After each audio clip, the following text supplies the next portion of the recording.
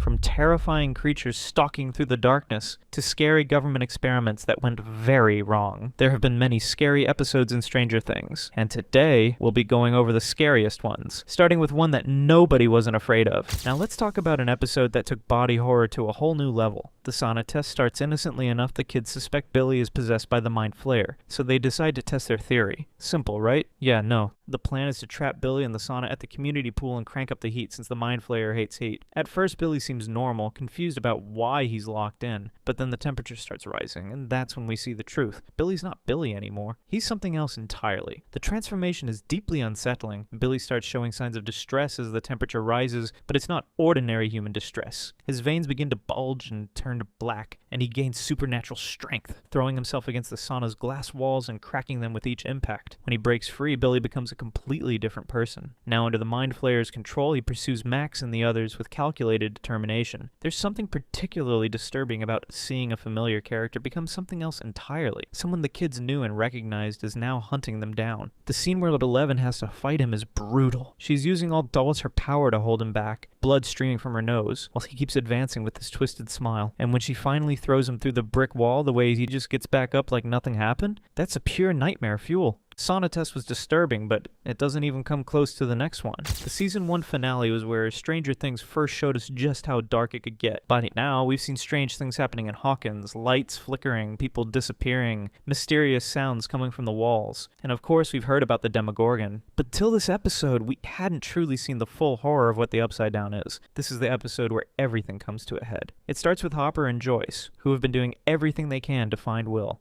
After finally convincing Hawkins' lab to let them in, they're taken to the gates, the opening to the Upside Down, hidden deep inside the lab. Without hesitating, Hopper and Joyce step through it.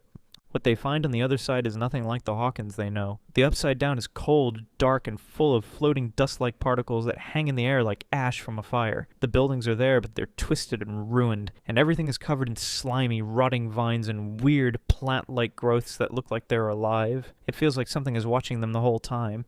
Even the air looks hard to breathe. It's not just a spooky version of their town, it's a nightmare version, like Hawkins, if it had been abandoned for years and taken over by something evil. They eventually reach the Hawkins lab in the Upside Down. Inside, it's even worse. The walls are pulsing, the lights barely work, and the feeling of dread is everywhere. And that's where they find Will.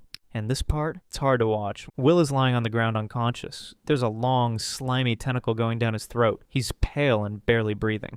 Joyce starts crying and Hopper tries to stay calm, but they both realize that Will might not survive this. He's being used as some kind of host, like the Demogorgon planted something inside him. They try to wake him up, but nothing works. So Hopper begins CPR, even while the tentacle is still in his mouth. The scene is gross, intense, and emotional all at once. After what feels like forever, Will starts breathing again. He's alive, but it's clear he's been through something very traumatic. While all this is happening, Mike, Lucas, Dustin, and 11 are at the middle school, and things are getting dangerous fast. They've been hiding from the Demogorgon, but it finally finds them. It breaks into the school, and the kids barely manage to escape from one hallway to the next. It's fast, strong, and hunting them down with no mercy. This thing doesn't make a noise like a normal animal. It growls and screeches in a way that makes your skin crawl. Every time it appears, the lights flicker and the temperature drops. Eventually, it corners them in a classroom. There's nowhere left to run, but 11 steps forward. She knows what she has to do. She turns to her friends, especially Mike, and says goodbye.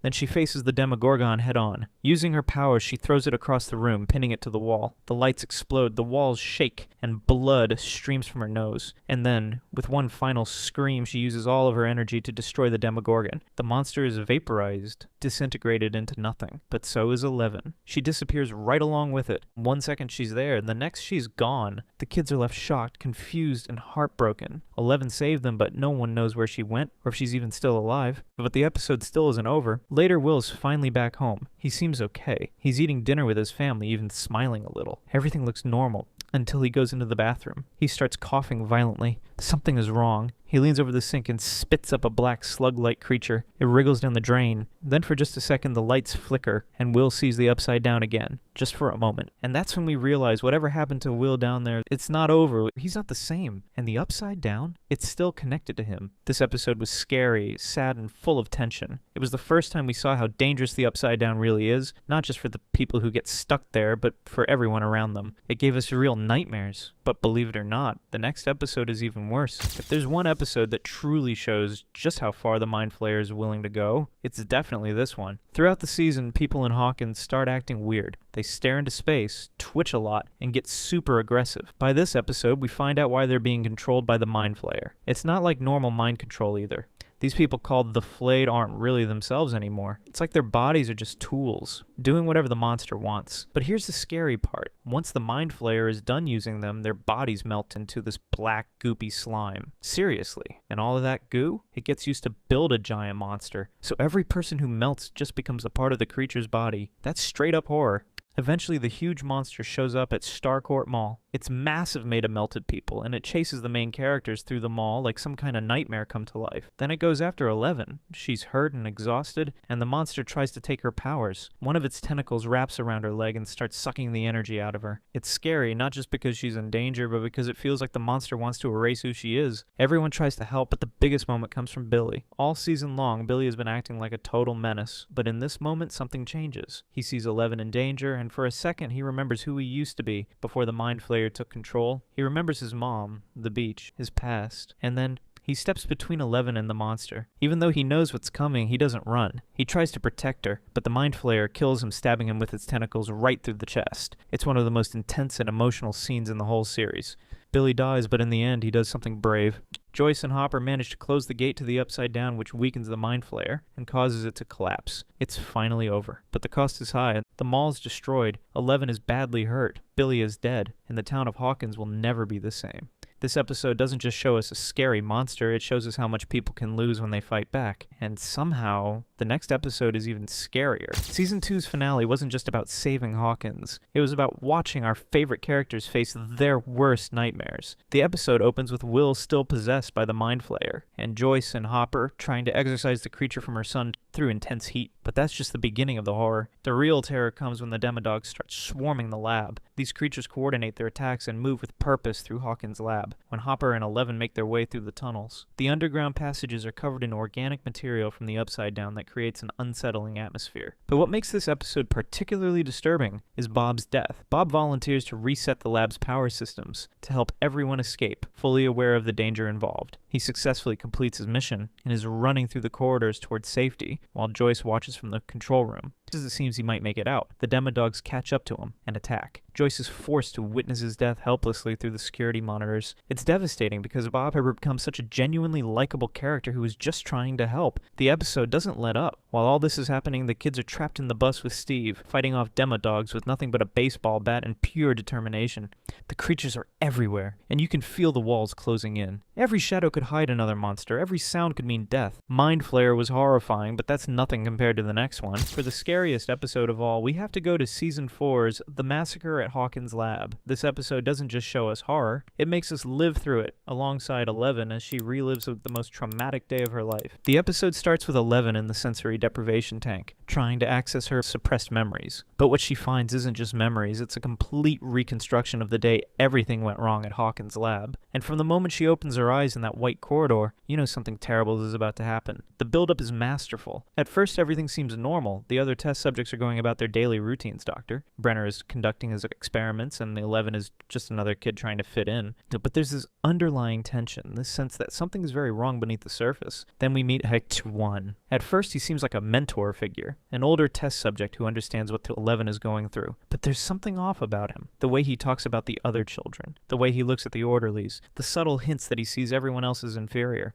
It's unsettling in a way that you can't quite put your finger on. But nothing prepares you for the massacre itself. When one finally reveals his true nature and breaks free from the inhibitor chip, the episode transforms into pure horror. He doesn't just kill the other children, he tortures them. Using his powers, he breaks their bones one by one, slowly and deliberately. The sound of snapping bones echoes through the halls as he works his way through the lab. The way he kills Dr. Brenner's assistant by snapping her neck at an impossible angle is stomach-churning. But it's the children's deaths that are truly horrifying. These are kids, some younger than 11, and they're being systematically murdered by someone they trusted. The way their bodies are left twisted and broken throughout the Rainbow Room is an image that stays with you long after the episode ends. And then there's the revelation and that one is Vecna, that this whole time the main antagonist of Season 4 has been someone from Eleven's past. The way he transforms from this seemingly helpful older brother figure into a literal monster is terrifying on multiple levels. It's not just the physical transformation, it's the psychological horror of realizing that evil can wear a friendly face. The episode's final moments where a young Eleven banishes one to the Upside Down and accidentally creates Vecna are devastating. She's just a child, and she's forced to make a decision that will haunt her for the rest of her life. The way she screams as she uses her powers, the blood streaming from her eyes, the sheer effort it takes to banish him, it's all heartbreaking and terrifying at the same time.